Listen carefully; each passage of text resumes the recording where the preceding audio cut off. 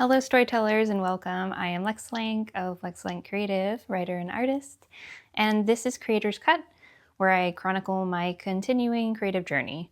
Today is part 2 of my video series chronicling my journey at BRMCWC 2026, that is a writing conference. So we're going to talk today about the two main takeaways that I got from the group sessions at the conference and how they can help you in your own creative journey.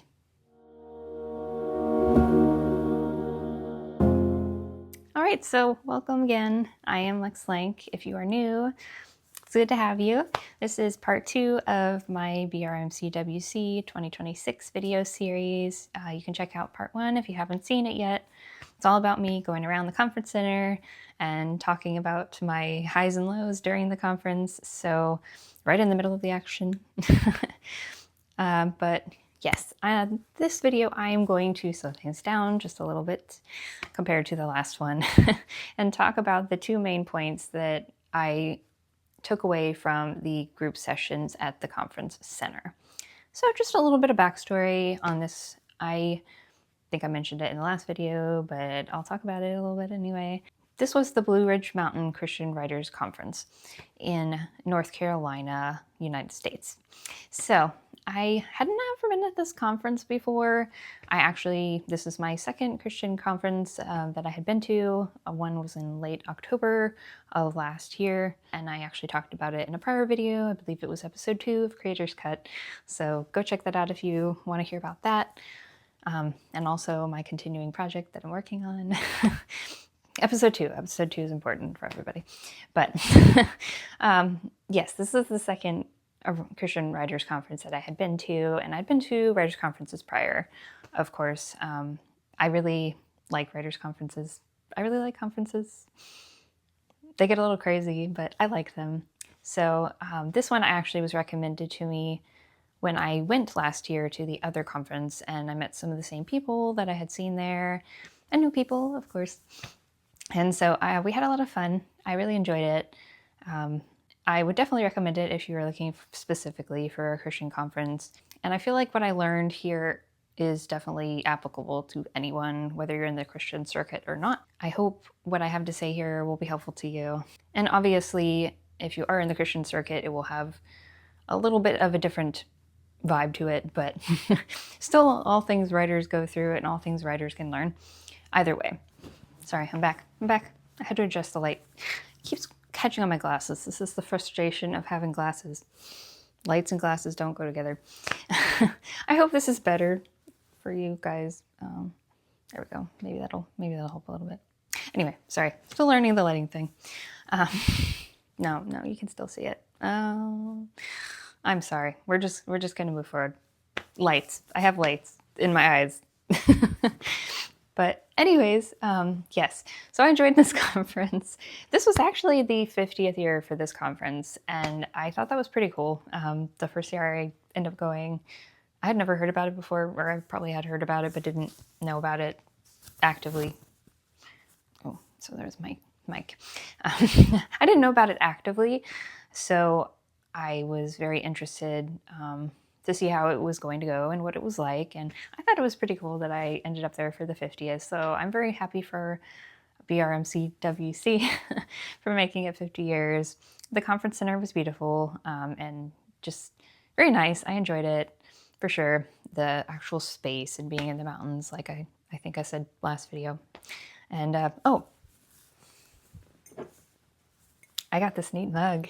50 years. I don't know if you can see it. 50 years. Yeah, they gave out these mugs. So I thought it was cool because, of course, writers need their mugs. You need it for coffee and tea and whatnot. So yeah, my souvenir. But moving on from that, yes, I did have a good time. I met a lot of nice people, a lot of nice writers.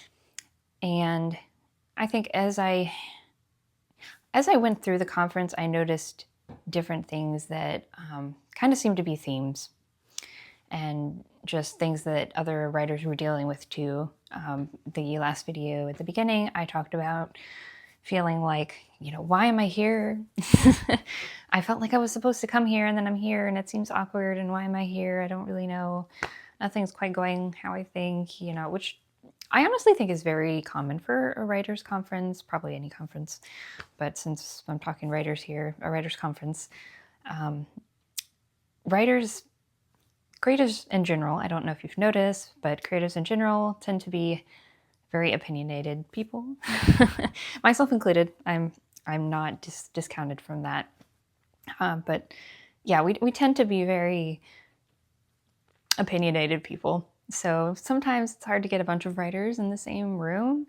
And sometimes it's hard for a bunch of writers to get along because I think on one hand, we kind of all think we know everything, or at least, you know, like my idea is the best idea, not necessarily even, well, sometimes also fiction, you know, in the story. My story is the best story, but, you know, my way of doing things is the best way of doing things. And it can be a lot of craziness. But on the other hand, I think creatives are generally also very open to other perspectives. So you have these two sides of yourself clashing constantly with other people that have these two sides of themselves clashing constantly. So it can feel a little awkward. Also, as writers, I think, you know, we are very, very used to not being around other people because that glare is driving me crazy. I'm just going to have to accept it because as writers, as creatives, writers especially, you are generally not working with other people unless you have a co-writer for your project. There is basically just you. It's just you in the room doing the thing by yourself. And you might have an editor, you might have a co-writer even that you're passing your work back and forth with. But, you know, in the moment, unless you meet up for like a writer's group and you're all just sitting and typing together, which is fun and great, it's a very, very lonely, solitary kind of thing. It's a very solitary job. There's not a lot of interaction with other people until you actually go out and talk to people and, you know, get in a lively space. And creativity does not happen in a vacuum. That is absolutely accurate. So yeah, you do have to get out and talk to people and, you know, get to know people and get to know life, of course. But most of the time we're stuck, confined as we're working. So when we're suddenly out and we have other people who also do the thing that we can talk to, things tend to explode and it's really crazy and really great all at the same time. So I understood the feeling of loneliness, to go back to that, or the feeling of, why am I here and what am I even doing? This is so weird. You know, you want to go and talk to people, but it's also really awkward at the same time. But thankfully, we all quickly got over that. And partially, I think, because of the first of the main points that I want to talk about, the first of the two main things that I thought were great takeaways from the group sessions. And in the first session that I went to, which the speaker was hilarious, I really enjoyed that one. Thank you. But I think that this sense of discombobulation was brought up. You know, the sense of like, what am I doing here? And also the sense of, what am I doing here on an even bigger scale? Not just personally at the conference, but why am I writing, you know, or why am I not writing? Because the main point of this one was that if you know you need to do something, then you need to do it. And that sounds simple. If you know you need to write the book, then you need to write it. If you know you need to write the screenplay, then you need to write it. You know, whatever it is you're working on. When you've been given something, you need to do it. In this case, for the conference, when God tells you to do something and, hey, here, hands over this idea, here you go, you know, you need to follow through with it. It becomes your responsibility. And in this first session that I really liked, the speaker talked about that in the frame of a bird wanting to jump out of a nest, you know, to start learning to fly. And I thought that was great because I love birds, as I also talked about last video. And we got to hear all the birds at the conference center, and there were so many, and they were so wonderful, and I just loved them. But yeah, moving on. But, you know, a bird in a nest could stay in the nest and never learn to fly, but there would be no risk involved. You wouldn't be falling, you wouldn't be going through that process of learning to use your wings. And writers like that too, or people are like that in general, but writers in this case are like that too. When you have an idea, you could hold on to it. You could keep it there safe in the nest with you. You could not start writing it or not publish it or not, put it out to agents, not edit it, wherever you're at. You could not follow through in the process of putting this work out. You could convince yourself that I'm not ready for this and I'm not sure if this idea is going to work and I don't even know who needs this book. I feel like we tend to think that a lot. I know I think that sometimes. I don't even know who needs this book. I'm spending all this time on this book. In my case, almost 10 years. Refer to episode 2 again. But, I'm spending all this time on this book. I'm spending all this time thinking about this book. Nothing's happening. I'm putting out queries. Nothing's happening. I just published. I don't have any sales. Wherever you are in your journey, again, you might be tending to think that, I don't know why I'm doing this. I don't know why I'm here. I felt like I needed to do this. I felt like I needed to be here.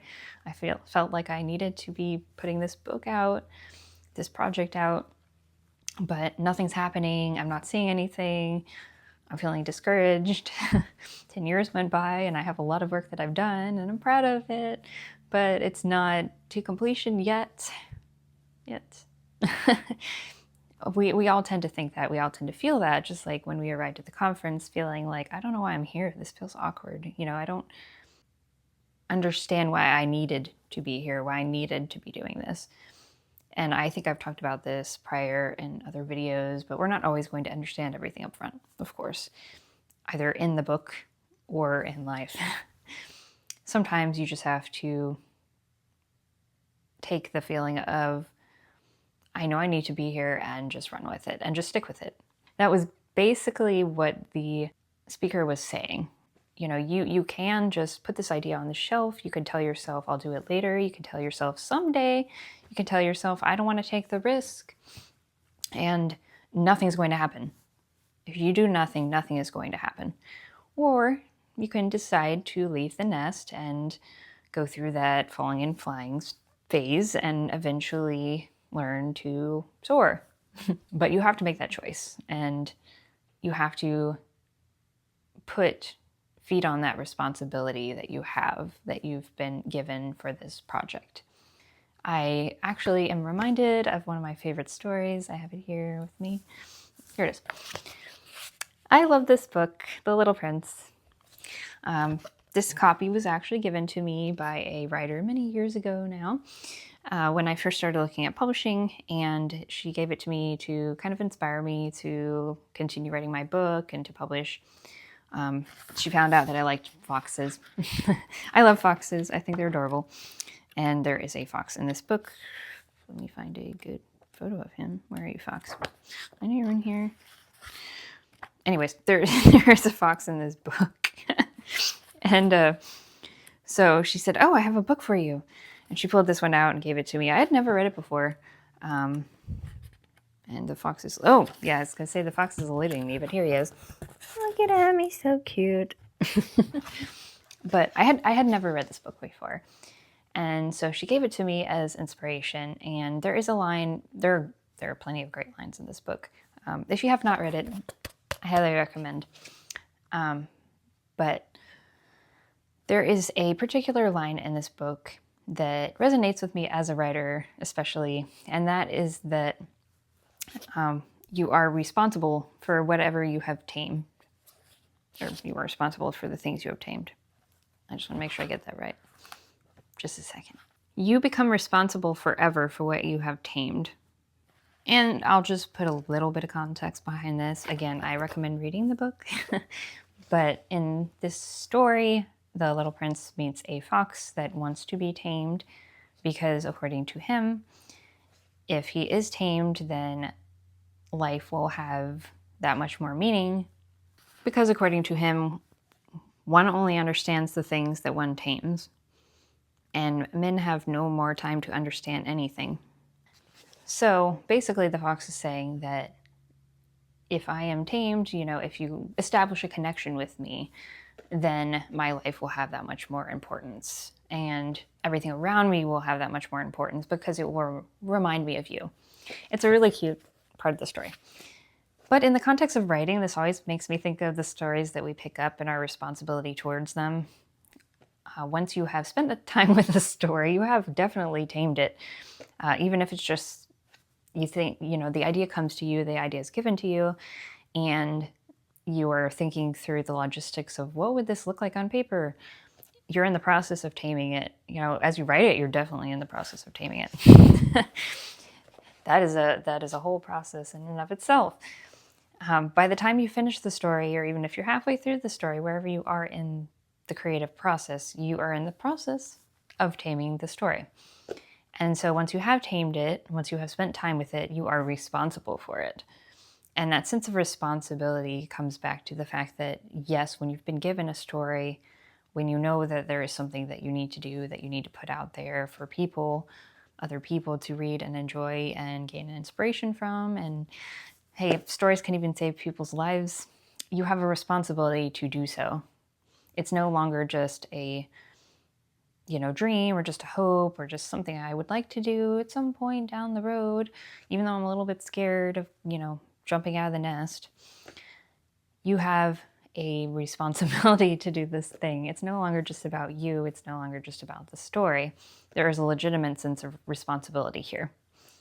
And that doesn't mean that every story ends up turning out. Not every story, every idea that you put down will come to fruition, but you do have a responsibility to follow it to its conclusion, whatever it is. Sometimes a story's just there to teach you about writing, but you have a responsibility to work on it because you have a responsibility to polish your skills. And sometimes it really is, yes, you have a responsibility to finish it and put it out there so that other people can get whatever they need to get from it, because stories are important and stories are powerful. And you've been given this gift to share with other people. So I thought that was a really great reminder for writers, for anyone probably, you know, anyone with any of their natural gifts and talents and things that they bring to the world, but in the context of this particular video, writing. So that was the first thing that I thought was a really big, I'm going to put my book back now. Read it, yay, read it. So I thought that was a really important, interesting thing, a really good reminder. I know I definitely needed it. I think we all need that sometimes, especially when you're in the middle of a project and it just seems endless and you're never going to finish it, you know, and all those negative thoughts that I'm not going to repeat because they're not true. But when you're in the middle of a project, especially, it can feel like a deep, dark place, and I don't know, you know, when this is going to be done, but I'm going to keep working on it because, yes, somebody does need it, and I have a responsibility to finish it. And you have a responsibility to finish your work, whatever it may be. So don't be afraid of that. Don't be afraid of leaving the nest, because you will never be able to fly unless you actually take the leap. So the second thing that, number two, not number four, number two, the second thing that I thought was the biggest thing to learn from the group chats, the sessions. The second biggest thing to learn from the group sessions was the, what was it? Oh no, I'm drawing a blank. Okay, give me a second. Let's get some coffee. So the second thing that was the biggest thing that I gleaned from these group sessions was actually about probably nobody's favorite topic, distractions. And I thought this was actually really hilarious because I was about to, or well, I was thinking of, I'm going to be writing a post for my website, for my new website, check it out if you haven't yet, but about distractions. And I had already been thinking about this, and then I got distracted, right? And didn't end up writing it yet, so we're getting right there. It will be coming. But the second main point was about distractions. And we could talk about this all day, especially in our current world / society / whatever, which is full of distractions. And I think we all know that. We all know that everything is basically designed to distract you. We have, just general life, all these things that we have to do, right? We have social media, we have videos like this one on YouTube. Thank you for watching. We have so many things to distract us, and it can be really easy to get distracted. But one of the main points that they were talking about in this group session, and I think this is probably a huge point in general, is that we cannot allow ourselves to get distracted. And I don't mean like never get distracted, because it's going to happen. I don't care how much willpower you have, it's going to happen at least a little bit. But the main point here is that we cannot allow ourselves to get so distracted that we do not end up doing the work, that we do not end up leaving the nest, that we don't take on our responsibility for our project and wield it and finish said project and continue to work. It is really easy to get distracted, absolutely. And there are plenty of things in place to help you not get distracted. Different tools, just things that you can utilize, and obviously that depends on your personality and everything else. But we have a responsibility not only to finish the story and to work on what we need to work on and to do the things that we need to do, but we also have a responsibility to utilize our self-control, another word probably nobody likes, to not get distracted. We only have so much time, and projects take a lot of time, and they need to be out there. So we can't just allow ourselves to go around, I'm going to spend 10 hours scrolling on social media. Like, we can't be doing that. We have to actively work at not being distracted and actively work at focusing. And that looks different for everybody, obviously. But I do think it was definitely stressed that we need to exercise our self-control, because you have control over what you do. Maybe not absolutely everything. I mean, you go to work and there's things you have to do. Okay, so you don't have total control over that aside from choosing where you work. But you have control over your life. And a lot of the times it feels like you don't. That those distractions pile up, and sometimes you feel like you don't have control over your life, but you really do. We are in control of our time. We are in control of our actions. And there is legitimately no excuse for that. And that's hard to hear. It really is. But it is a truth. No matter what you might be facing personally, no matter what issues you might deal with, we are all responsible for our actions and for our time. So we have to work with ourselves and our own particular frustrations in order to be able to keep ourselves focused, and in order to minimize the distractions so that we can actually work. And I think that's something we probably could all use a little bit more of a kick to work on. I know in my own life need to rein in distractions, and I'm sure you do too. So this is a call to rein in the distractions and to get the work done and to focus on the work and to get it out there. And I'm not here to be harsh on anyone, just honest. Just honesty here. I deal with my own things too, so as far as distractions. So just a reminder, we only have so much time and there's work to be done. So the next time you find yourself doom scrolling, maybe be like, hey, what could I be doing instead of this? I think I'd rather be working on my project. The thing that I actually want to get done, the thing that I care about more than cat videos. Not that cat videos aren't fun, but we're just measure the importance here. Which one's higher on this scale? Hopefully your project comes out first. So these are the two main things that I learned from the group sessions at BRMCWC 2026. Yeah, I can spit that acronym out now. Yay. Feel accomplished there. So I hope you enjoyed this video, and I hope these tips were helpful for you. These are things that I'm working on too, so know that you are not alone, and I'm pretty sure that everyone that was in the auditorium with me is also working on these things, so not alone even more. We're all in this together. And no, I'm not going to start singing the High School Musical song, even though I am very tempted. So I hope you enjoyed this video. Again, thank you for watching. Please leave a like, subscribe if you haven't yet for more writing content.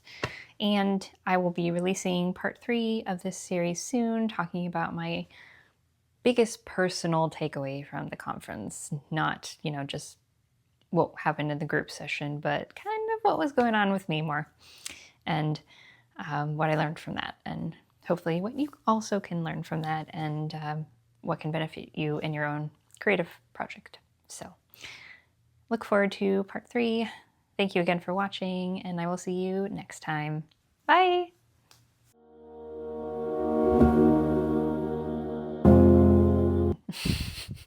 It's a very lonely, solitary... What is the word I'm looking for? Why is this job? Oh my goodness. Okay, this is going in the bloopers. I haven't done the bloopers for a few videos, but apparently this one needs one. So yes, I can't think of the word job. You're welcome.